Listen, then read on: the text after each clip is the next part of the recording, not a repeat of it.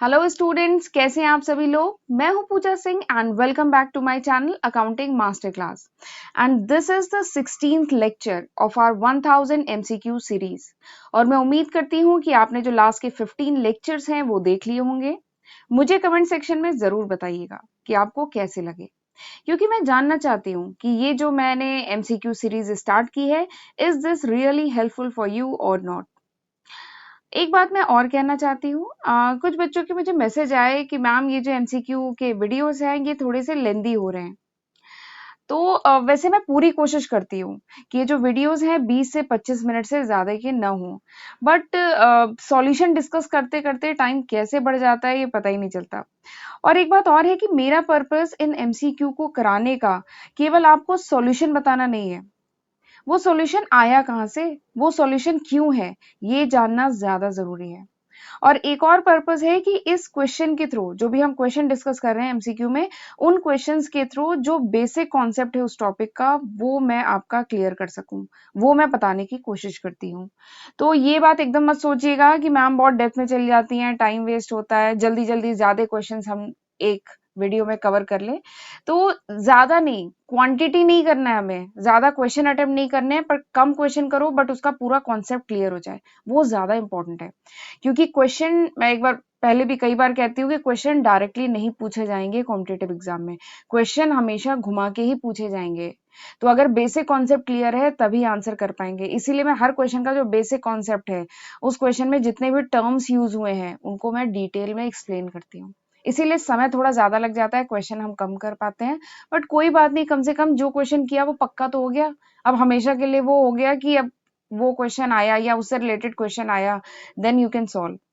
ठीक, तो ये अब एकदम मत सोचिएगा कि टाइम बहुत ज्यादा लग जाता है। ठीक है, चलिए आगे बढ़ते हैं। तो फिर चलिए आज का लेक्चर फिर हम स्टार्ट करते हैं।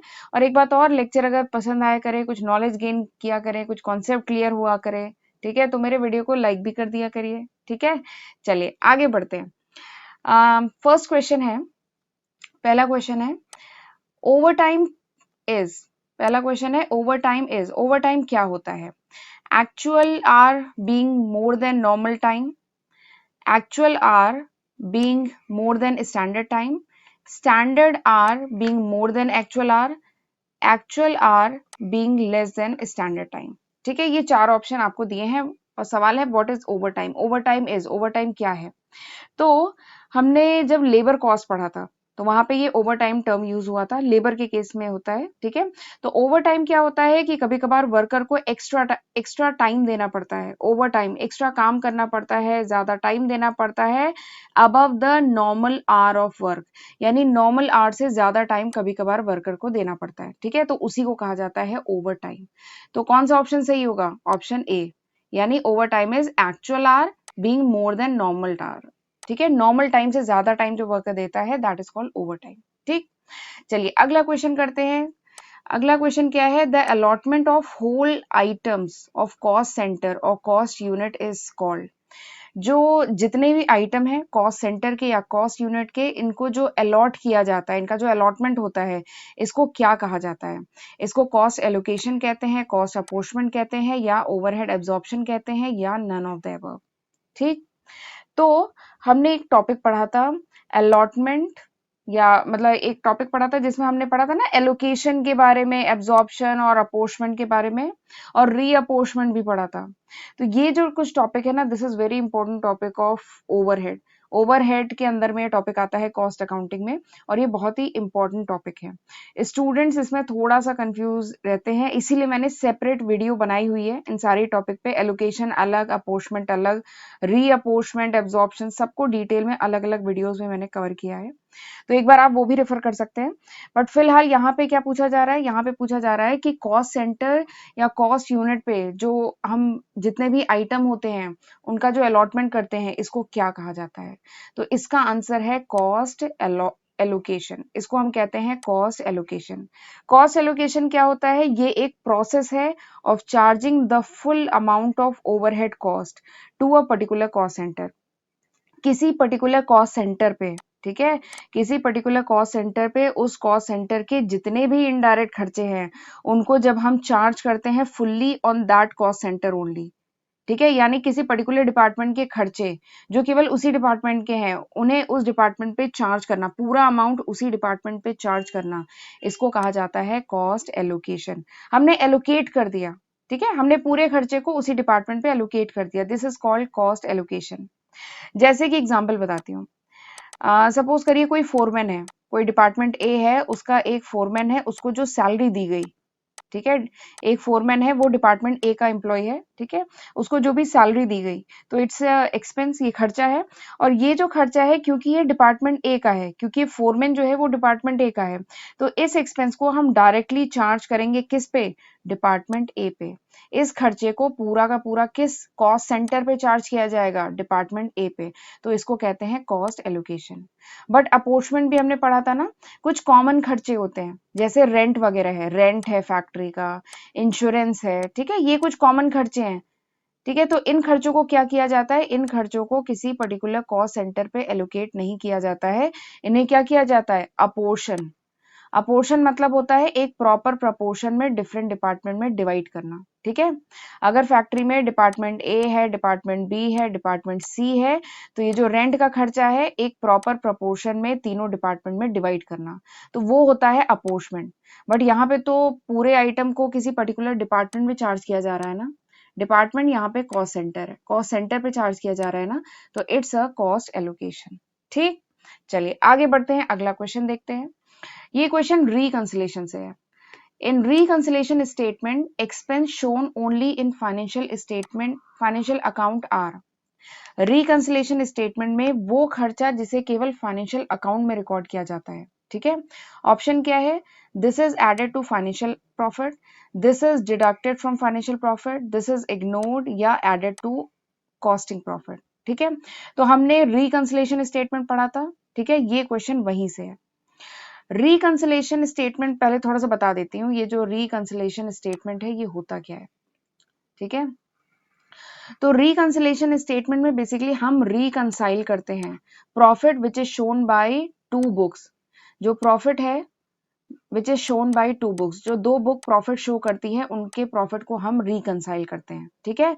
और ये बुक कौन कौन सी है, एक है कॉस्ट बुक, ठीक है, कॉस्ट बुक जो प्रॉफिट शो करती है, और दूसरा कौन सी बुक है, याद करिए कौन सी बुक बताया था, फाइनेंशियल बुक, ठीक है। फाइनेंशियल बुक से जो प्रॉफिट आता है और कॉस्ट बुक से जो प्रॉफिट आता है, दोनों के प्रॉफिट को रिकंसाइल किया जाता है with the help of this statement, reconciliation statement. बहुत इंपॉर्टेंट टॉपिक है ये। रिकंसिलेशन स्टेटमेंट बनाने का बेसिक लॉजिक क्या होता है, बेसिक लॉजिक होता है हम profit which is shown by one book, एक बुक के प्रॉफिट को बेस लेके चलते हैं, फिर उसमें कुछ नेसेसरी एडजस्टमेंट करते हैं, कुछ आइटम को प्लस करते हैं, कुछ को माइनस करते हैं, कुछ नेसेसरी एडजस्टमेंट करते हैं, ताकि क्या आ जाए, profit which is shown by other book, ठीक है। जैसे एग्जांपल के लिए profit as per cost book हम लेके चले, कॉस्ट बुक के अकॉर्डिंग का प्रॉफिट लेके चले, और फिर उसमें कुछ नेसेसरी एडजस्टमेंट करते हैं ताकि क्या आ जाए, profit as per financial book, ठीक है। तो ये बेसिक लॉजिक है रिकंसिलेशन स्टेटमेंट का, ठीक। अब सवाल क्या है यहाँ पे, सवाल यहाँ पे ये है कि expense which is shown only in financial account, एक खर्चा है जिसे केवल फाइनेंशियल अकाउंट में रिकॉर्ड किया गया है, तो उससे क्या इम्पैक्ट पड़ेगा, हमें उसे ऐड करना होगा, सब्ट्रैक्ट करना होगा, क्या करना पड़ेगा। तो सबसे पहली बात है, कोई खर्चा अगर केवल फाइनेंशियल अकाउंट में रिकॉर्ड किया गया है, तो इससे क्या होगा, इससे ये होगा कि उसका जो प्रॉफिट है वो कम हो जाएगा ना। If there is an expense which is shown only in financial account, अगर कोई खर्चा केवल फाइनेंशियल अकाउंट में रिकॉर्ड किया गया है, तो इसका रिजल्ट ये होगा कि फाइनेंशियल अकाउंट का जो प्रॉफिट है वो क्या हो जाएगा, कम हो जाएगा, ठीक है। तो इससे क्या होगा कि जो कॉस्ट बुक का जो प्रॉफिट है, कॉस्ट बुक का जो प्रॉफिट है वो ज्यादा हो जाएगा, और जो फाइनेंशियल बुक का जो प्रॉफिट है वो क्या हो जाएगा, कम हो जाएगा, क्योंकि उस खर्चे को केवल हमने फाइनेंशियल बुक में रिकॉर्ड किया है, ठीक है। तो फाइनेंशियल बुक का प्रॉफिट कम, कॉस्ट बुक का प्रॉफिट ज्यादा, तो हमें इसको रिकंसाइल करने के लिए, हमें इसको बराबर करने के लिए क्या करना पड़ेगा, हमें इस खर्चे को फाइनेंशियल बुक के प्रॉफिट में क्या करना पड़ेगा, ऐड करना पड़ेगा। ये बात समझ में आई, कोई खर्चा है केवल फाइनेंशियल बुक में रिकॉर्ड किया है, तो यानी इसका प्रॉफिट क्या हुआ, कम हो गया, तो प्रॉफिट कम हो गया तो फाइनेंशियल बुक का प्रॉफिट ज्यादा हो गया, ठीक है। तो इस प्रॉफिट को बराबर करने के लिए हमें इस खर्चे को फाइनेंशियल बुक के प्रॉफिट में ऐड करना पड़ेगा। एक ऑप्शन ये है, या दूसरा ऑप्शन क्या है कि कॉस्ट बुक का जो प्रॉफिट है इसको हमें सब्सट्रैक्ट करना पड़ेगा। दो ऑप्शन है इसके, इसको बराबर करने के दो ऑप्शन है। तो देखते हैं दोनों ऑप्शन में से कौन सा क्वेश्चन में दिया है। तो आप जरा चारों ऑप्शन पढ़ेंगे तो आपको पता चलेगा ऑप्शन ए दिया है कि it is added to financial profit. इसको हम ऐड कर सकते हैं फाइनेंशियल प्रॉफिट में, डिडक्ट तो नहीं कर सकते और इग्नोर भी नहीं कर सकते, ठीक है। और यहाँ पे चौथा ऑप्शन में अगर एडेड की जगह सब्ट्रैक्टेड होता तो ये भी ऑप्शन सही होता, बट यहाँ एडेड दिया है इसलिए ये ऑप्शन भी नहीं होगा। ठीक, चलिए अगला क्वेश्चन करते हैं। Job costing is used in, job costing कहाँ यूज होती है? फर्नीचर मेकिंग में, रिपेयर शॉप में, प्रिंटिंग प्रेस में, या ऑल ऑफ दीज में? तो सबसे पहले मैं आपको ये टर्म बता देती हूँ, जॉब कॉस्टिंग क्या होता है। तो जॉब कॉस्टिंग एक मेथड ऑफ कॉस्टिंग है जहां पर unique product separate job perform होती है according to the requirement of customer. Customer की जैसी रिक्वायरमेंट है उसके अकॉर्डिंग सेपरेट जॉब परफॉर्म होती है और यूनिक प्रोडक्ट, अलग प्रोडक्ट बनाया जाता है। तो वहां पर जो कॉस्टिंग का मेथड यूज करते हैं दैट इज जॉब कॉस्टिंग। तो आप देखेंगे फर्नीचर मेकिंग यूनिक प्रोडक्ट बन रहा है, रिपेयर शॉप यूनिक है, प्रिंटिंग प्रेस यूनिक है, यानी आंसर क्या होगा? Option D. इन सारी जगह पे जॉब कॉस्टिंग यूज की जाएगी, राइट। चलिए अगला क्वेश्चन देखते हैं। बट अगला क्वेश्चन देखने से पहले ना, अगर आप मेरे चैनल पे फर्स्ट टाइम आए हैं तो मैं अपने चैनल के बारे में भी थोड़ा सा बताना चाहती हूँ। मेरे चैनल पर आपको financial accounting, cost accounting, management accounting and financial management, इन सारे ही सब्जेक्ट की सीक्वेंस में लेक्चर वीडियो सीरीज मिलती है। एक बार मेरे चैनल की प्लेलिस्ट जरूर चेक करिएगा जिसको मैंने बहुत डिटेल में विद नोट्स एंड न्यूमेरिकल पढ़ाया है। तो इस वीडियो लेक्चर का फायदा उठाइए, खुद भी पढ़िए, फ्रेंड्स को भी फॉरवर्ड करिए। और अगर आपने मेरे चैनल को अभी भी सब्सक्राइब नहीं किया है तो जल्दी से सब्सक्राइब कर लीजिए, नोटिफिकेशन बेल प्रेस कर लीजिए ताकि मेरे जो आने वाले वीडियोस हैं उनकी नोटिफिकेशन आपको मिल जाए, राइट। तो चलिए अब अगला क्वेश्चन करते हैं। Dash deal with the principle and method of determination of the production or operation overhead. ठीक, ऑप्शन क्या है? CAS 3, 5, 9, 16, this is option. तो हमने पढ़ा था CAS क्या है? Cost accounting standard. ये बेसिकली कॉस्ट अकाउंटिंग से रिलेटेड रूल एंड रेगुलेशन है, प्रिंसिपल है, गाइडलाइन है जो फॉलो किए जाते हैं कॉस्ट अकाउंटिंग की प्रैक्टिसेस फॉलो करने में, ठीक है। तो आपसे पूछा गया है कि इनमें से कौन सा अकाउंटिंग स्टैंडर्ड है जो डील करता है principle and method of determining the production and operation overhead. Production and operation overhead से रिलेटेड कौन सा अकाउंटिंग स्टैंडर्ड है? तो इसका आंसर है अकाउंटिंग स्टैंडर्ड 3, CAS 3। ये जो अकाउंटिंग स्टैंडर्ड 3 है ना, this is related with method of determining production and operation overhead. ठीक, अच्छा ये जो अकाउंटिंग स्टैंडर्ड, कौन सा अकाउंटिंग स्टैंडर्ड के में कौन सा अकाउंटिंग स्टैंडर्ड किस टॉपिक से रिलेटेड है, ये आपको थोड़ा सा लर्न करना पड़ेगा, ठीक है। अकाउंटिंग स्टैंडर्ड 3 किससे रिलेटेड है? Determining of production and operation overhead. ठीक, चलिए अगला क्वेश्चन देखते हैं। अगला क्वेश्चन क्या है? Charging to cost centre those overhead which results only in the existence of that cost center is known as। ठीक है, ऑप्शन क्या है? Allocation, apportionment, absorption, allotment. ठीक है, ये सारे ऑप्शन है। तो क्वेश्चन आपको समझ में आया? क्वेश्चन क्या कह रहा है? Charging to cost centre those overhead, यानी किसी particular cost centre, basically department ले लीजिए, किसी पर्टिकुलर डिपार्टमेंट या कॉस्ट सेंटर पे चार्ज किया जा रहा है वो ओवरहेड। ओवरहेड मतलब इनडायरेक्ट एक्सपेंस, इनडायरेक्ट खर्चे, चाहे इनडायरेक्ट मटेरियल हो, इनडायरेक्ट लेबर हो, इनडायरेक्ट एक्सपेंस हो। तो किसी पर्टिकुलर डिपार्टमेंट पे चार्ज किया जा रहा है इनडायरेक्ट खर्चे, और वो खर्चे which is Soli, which result सोली, यानी वो खर्चे जो अराइज हो रहे हैं because of that cost centre only, यानी उस पर्टिकुलर कॉस्ट सेंटर के जो खर्चे हैं उसी पर्टिकुलर कॉस्ट सेंटर पे जो चार्ज किया जाता है, इसको क्या कहा जाता है? इसको एलोकेशन कहा जाता है, अपोर्शमेंट, एब्जॉर्प्शन या अलॉटमेंट क्या कहा जाता है? तो अभी मैंने बताया था इसको एलोकेशन कहते हैं ना। एलोकेशन क्या था? It's a process of charging the full amount of overhead cost to particular cost centre. जब full amount of overhead charge किसी पर्टिकुलर कॉस्ट सेंटर पे जिसका खर्चा है उसी को अलॉट कर देना, इसी को तो कहते हैं एलोकेशन।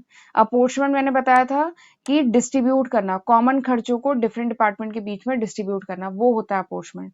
तो यहाँ पे आंसर क्या है? एलोकेशन। दिस इज एलोकेशन, ये एलोकेशन है, ठीक है, जहाँ पे उस पर्टिकुलर कॉस्ट सेंटर के खर्चे को वहीं पे चार्ज किया जाता है पूरा का पूरा, जिसकी वजह से वो अराइज किया है, ठीक।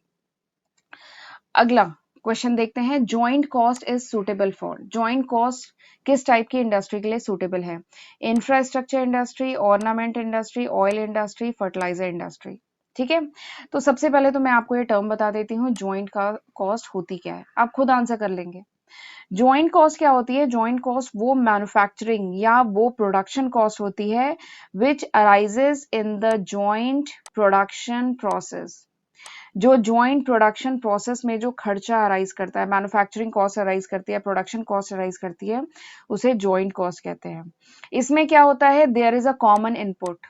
जो इनपुट होता है वो कॉमन होता है, लेकिन simultaneously multiple products are manufactured. जहाँ पे इनपुट कॉमन होता है लेकिन साइमल्टेनियसली कई प्रोडक्ट बन रहे होते हैं, ठीक है।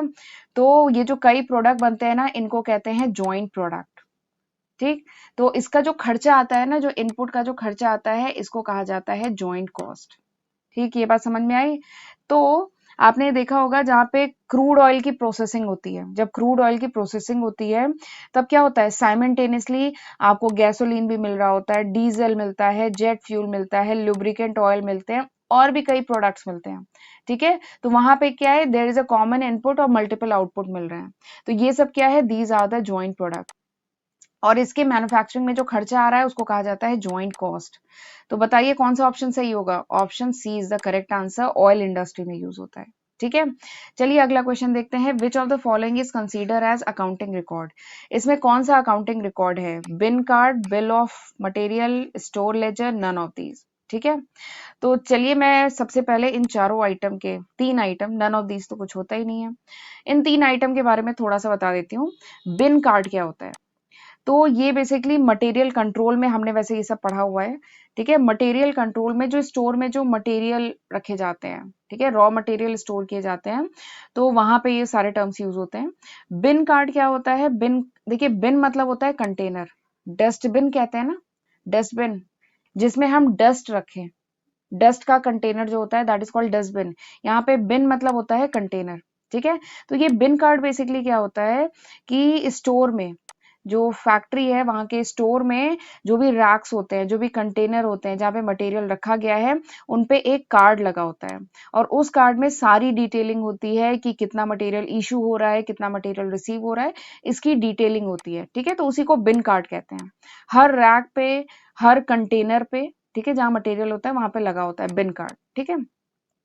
अगला क्या है? Bill of material. तो बिल ऑफ मटेरियल तो एक सोर्स डॉक्यूमेंट है ना, इसकी हेल्प से ट्रांजैक्शन रिकॉर्ड किए जाते हैं, ये बेसिकली प्रूफ होता है। तो बिल ऑफ मटेरियल तो अकाउंटिंग रिकॉर्ड है ही नहीं, ठीक। अगला क्या है? Store laser. Store laser is an accounting record. Store laser के बारे में हमने पढ़ा था ना, स्टोर लेजर क्या होता है? ये वो स्टेटमेंट होता है या कह लीजिए डॉक्यूमेंट होता है जिसमें हम रिकॉर्ड रखते हैं of the value and quantity of material. जो मटेरियल है उसकी क्वांटिटी क्या है और उसकी वैल्यू क्या है, ठीक है। जब भी कोई मटेरियल स्टोर में रिसीव हो रहा है या जब भी कोई मटेरियल स्टोर से इशू किया जा रहा है, ठीक है, वो कितनी वैल्यू का है, कितनी क्वांटिटी है, ये सब रिकॉर्ड किया जाता है किसमें? स्टोर लेजर में। And this is an accounting record, ये अकाउंटिंग रिकॉर्ड है, ठीक है। Bin card is not an accounting record, ये अकाउंटिंग रिकॉर्ड नहीं है, it's simply a recording document, ये एक डॉक्यूमेंट है। और बिल ऑफ मटेरियल तो है ही नहीं, ठीक है, ये एक सोर्स डॉक्यूमेंट है, और नन ऑफ दीज नहीं होगा। तो option C is the correct answer. चलिए आगे बढ़ते हैं, time and motion study is conducted by. Time और मोशन स्टडी कौन डिपार्टमेंट कंडक्ट करता है? कौन सा डिपार्टमेंट कंडक्ट करता है? Time keeping department, personnel department, payroll department, engineering department, कौन सा डिपार्टमेंट करता है ये टाइम एंड मोशन स्टडी? तो सबसे पहले तो मैं आपको टाइम एंड मोशन स्टडी बता देती हूँ कि ये होती क्या है। ये हमने लेबर कॉस्ट में पढ़ा था, ठीक है, time and motion study labour cost में आता है। तो टाइम एंड मोशन स्टडी क्या होती है? पहले टाइम स्टडी बताती हूँ। टाइम स्टडी बेसिकली ये वो स्टडी है जिसमें हम डिटरमाइन कर, जिसमें जो साइंटिस्ट होते हैं वो डिटरमाइन करने की कोशिश करते हैं of standard time for an operation. किसी भी पर्टिकुलर ऑपरेशन को परफॉर्म करने में क्या स्टैंडर्ड टाइम लगना चाहिए, ठीक है, ये फाइंड आउट किया जाता है टाइम स्टडी में। ठीक, और मोशन स्टडी में क्या फाइंड आउट किया जाता है? मोशन स्टडी वो स्टडी है जिसमें ये डिटरमाइन करने की कोशिश की जाती है कि किसी भी ऑपरेशन को परफॉर्म करने के लिए, ठीक है, स्टैंडर्ड मेथड क्या होना चाहिए। ठीक है, किसी भी ऑपरेशन को परफॉर्म करने के लिए स्टैंडर्ड मेथड कौन सा फॉलो करना चाहिए, ये हम मोशन स्टडी में साइंटिस्ट फाइंड आउट करते हैं। तो this is time and motion study. तो बताइए टाइम एंड मोशन स्टडी कौन करेगा? इंजीनियरिंग डिपार्टमेंट करेगा ना। टाइम कीपिंग डिपार्टमेंट का क्या काम होता है?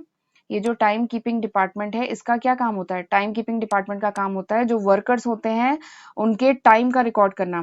वर्कर किस टाइम इन हो रहे हैं फैक्ट्री में, किस टाइम आउट हो रहे हैं फैक्ट्री में, इसका रिकॉर्ड रखना होता है टाइम कीपिंग डिपार्टमेंट का। ठीक है, पर्सनल डिपार्टमेंट का क्या काम होता है? लेबर का पूरा रिकॉर्ड रखे।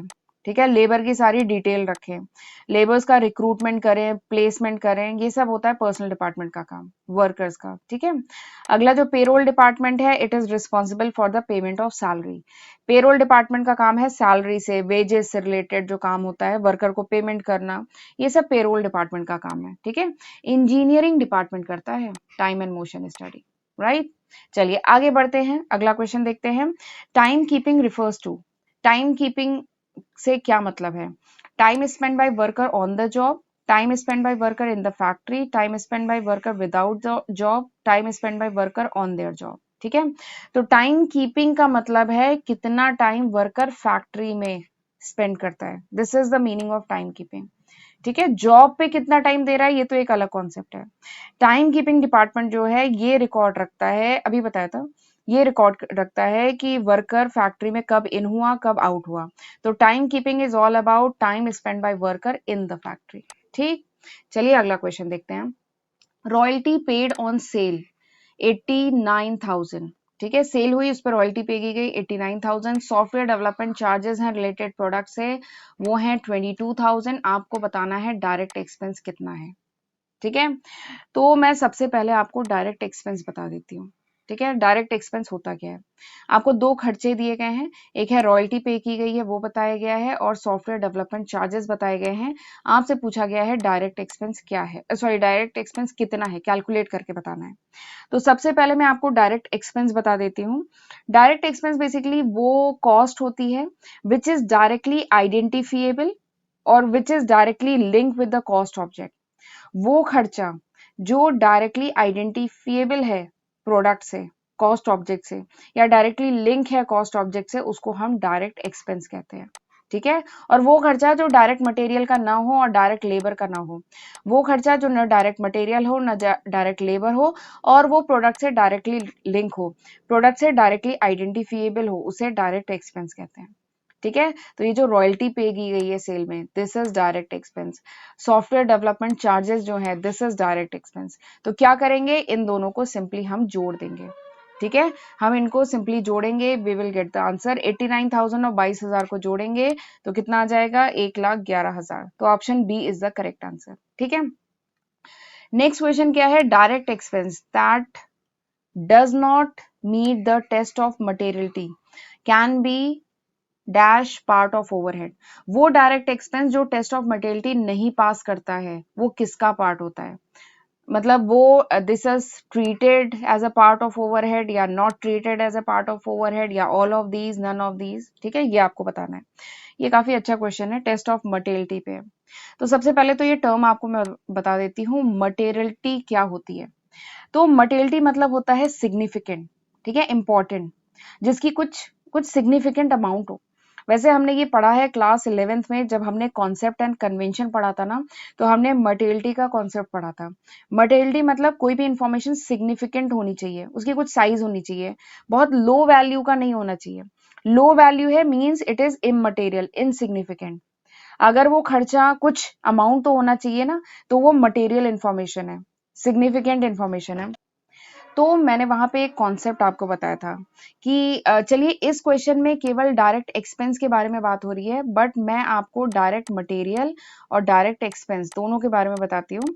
जब हमने मटेरियलिटी का कॉन्सेप्ट पढ़ा था तो मैंने आपको एक बात बताई थी कि चाहे मटेरियल हो चाहे एक्सपेंस हो, ठीक है, उसकी अगर कुछ वैल्यू है, अगर वो मटेरियल है, ठीक है, अगर वो टेस्ट ऑफ मटेरियलिटी पास करता है तभी वो डायरेक्ट मटेरियल है या डायरेक्ट एक्सपेंस है। ठीक है, अगर कोई भी डायरेक्ट मटेरियल का खर्चा है या डायरेक्ट एक्सपेंस का खर्चा है, अगर वो मटेरियल है, अगर वो टेस्ट ऑफ मटेरियलिटी पास करता है तभी वो डायरेक्ट मटेरियल या डायरेक्ट एक्सपेंस है, और अगर वो खर्चा टेस्ट ऑफ मटेरियलिटी नहीं पास करता है तो वो क्या है, वो इनडायरेक्ट मटेरियल है, या कह लीजिए वो इनडायरेक्ट एक्सपेंस है। ठीक है, यहाँ पे ये जो ओवरहेड है, ओवरहेड मतलब इनडायरेक्ट खर्चा। ठीक है, तो यानी वो ओवरहेड का पार्ट है। ठीक है, एक एग्जाम्पल के साथ समझाती हूँ तब और अच्छे समझ में आएगा। जैसे सपोज करिए एक कंपनी है, वहां पे टेबल बन रही है।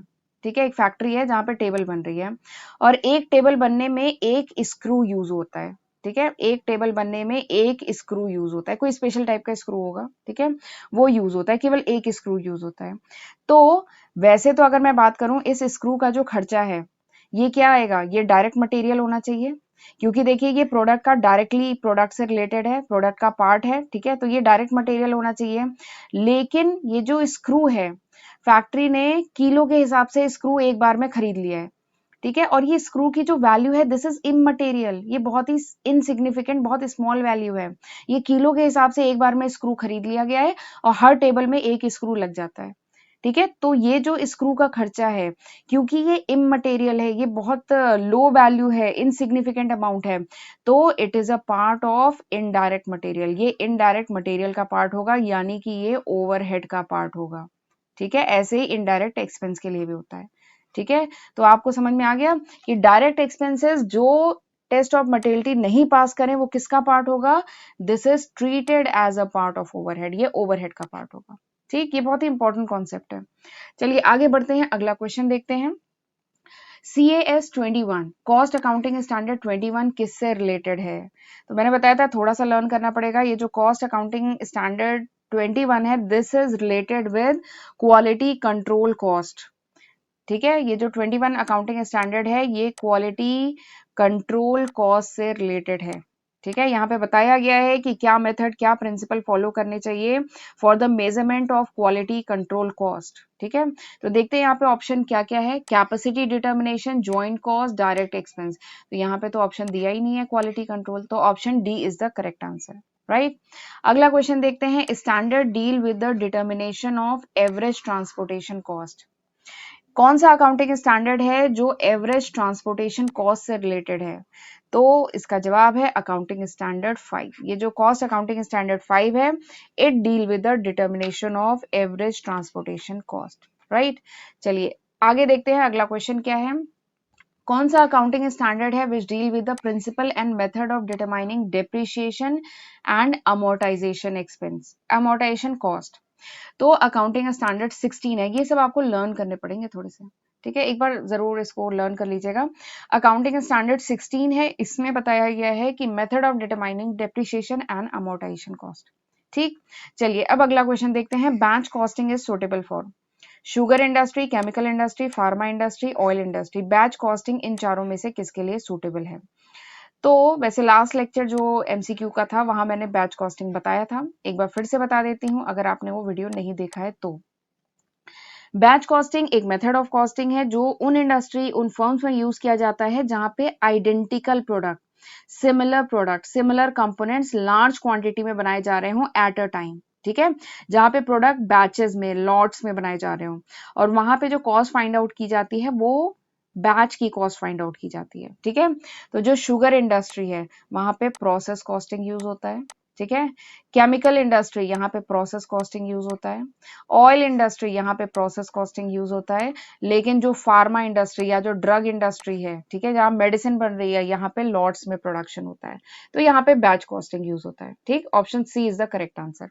अगला क्वेश्चन देखते हैं। Cost unit of an automobile industry is, जो कॉस्ट यूनिट है ऑटोमोबाइल इंडस्ट्री की, वो क्या है कॉस्ट यूनिट?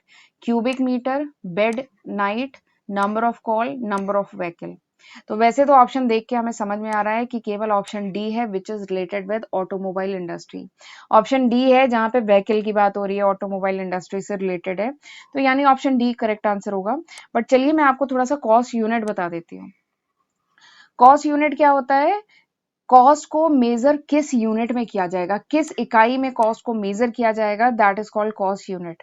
ठीक है, जैसे हम कॉस्ट पर यूनिट निकाल रहे हैं, कॉस्ट पर मीटर निकाल रहे हैं, पर पर्सन, पर व्हीकल, पर बेड, पर कॉल हम कॉस्ट निकाल रहे हैं, तो उसी को कहा जाता है कॉस्ट यूनिट। तो ऑटोमोबाइल इंडस्ट्री में कॉस्ट यूनिट क्या है? Number of vehicle. ठीक, अगला क्वेश्चन क्या है? Most important element of cost is, most important element क्या है कॉस्ट का? मटेरियल, लेबर, ओवरहेड या ऑल ऑफ दीज। ठीक है, तो हमने एलिमेंट ऑफ कॉस्ट पढ़ा था, 3 होते हैं एलिमेंट ऑफ कॉस्ट। कौन कौन से बताइए? कौन कौन से एलिमेंट ऑफ कॉस्ट होते हैं? Material, labour and expense, these are the 3 element of cost. ठीक है, लेकिन इन 3 एलिमेंट ऑफ कॉस्ट में the material is the first and the most important element of cost. ये जो मटेरियल है ये सबसे पहला और सबसे इंपॉर्टेंट एलिमेंट ऑफ कॉस्ट है। ठीक है, इवन अधिकतर जो मैन्युफैक्चरिंग ऑर्गेनाइजेशन है जहां पे प्रोडक्शन हो रहा है, वहां पे material is the single largest component of cost. वहां पे जो मेजर खर्चा होता है ना कॉस्ट का, दैट इज ऑफ मटेरियल, वो मटेरियल का ही खर्चा है मैन्युफैक्चरिंग कंपनी में। ठीक है, तो आंसर क्या होगा? Option A is the correct answer. Material होता क्या है ये तो पता है ना, मटेरियल वो सब्सटेंस है जिसको कन्वर्ट किया जाता है फिनिश गुड में। मटेरियल वो कॉमोडिटी है, सब्सटेंस है जिसको प्रोसेस किया जाता है और फिनिश गुड में कन्वर्ट किया जाता है। राइट, चलिए अगला क्वेश्चन देखते हैं। अगला क्वेश्चन है डायरेक्ट मटेरियल इज, ये डायरेक्ट मटेरियल क्या होता है? तो डायरेक्ट मटेरियल एडमिनिस्ट्रेशन कॉस्ट है, सेलिंग एंड डिस्ट्रीब्यूशन कॉस्ट है, ऑल ऑफ दीज है और नन ऑफ दीज है। तो सबसे पहले मैं आपको डायरेक्ट मटेरियल बता देती हूँ। वैसे डायरेक्ट मटेरियल आप जानते होंगे, डायरेक्ट मटेरियल वो मटेरियल होता है, वो सब्सटेंस होता है जिसे हम डायरेक्टली, कन्वीनियंटली हम किसी स्पेसिफिक प्रोडक्ट से रिलेट कर सकें। ठीक है, किसी स्पेसिफिक प्रोडक्शन यूनिट से रिलेट कर सकें। जैसे एग्जांपल के लिए जो भी मटेरियल यूज होता है किसी प्रोसेस में, किसी जॉब में, वो क्या है? Direct material. जो भी मटेरियल की पैकेजिंग में, प्राइमरी पैकेजिंग में जो मटेरियल यूज होता है वो क्या है? Direct material. कोई भी सेमी फिनिश गुड या फिनिश गुड आपने किसी पर्टिकुलर प्रोडक्ट के लिए खरीदा है, वो क्या है? Direct material. ठीक है, और इनडायरेक्ट मटेरियल क्या है? वो प्रोडक्ट जो हम डायरेक्टली प्रोडक्ट से रिलेट नहीं कर सकते, कन्वीनियंटली आइडेंटिफाई नहीं कर सकते, वो इनडायरेक्ट मटेरियल। ठीक है, जैसे फैक्ट्री में ऑयल, ग्रीस वगैरह यूज होता है, ब्रश, ब्रूम, झाड़ू पोछा, प्रिंटिंग, स्टेशनरी के मटेरियल, ये सब क्या है? Indirect material. ठीक, तो अब बताइए डायरेक्ट मटेरियल क्या है? एडमिनिस्ट्रेशन कॉस्ट, एडमिनिस्ट्रेशन कॉस्ट मतलब होता है ऑफिस कॉस्ट, तो ये तो है ही नहीं। अगला है सेलिंग एंड डिस्ट्रीब्यूशन कॉस्ट, तो ये भी नहीं है।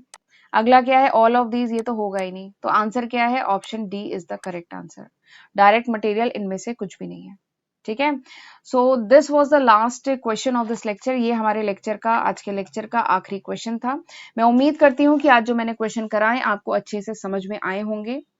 ठीक है, तो चलिए फिर मिलते हैं अगले लेक्चर में, अगले एमसीक्यू की सीरीज में। हमारा 16th लेक्चर होगा अगला।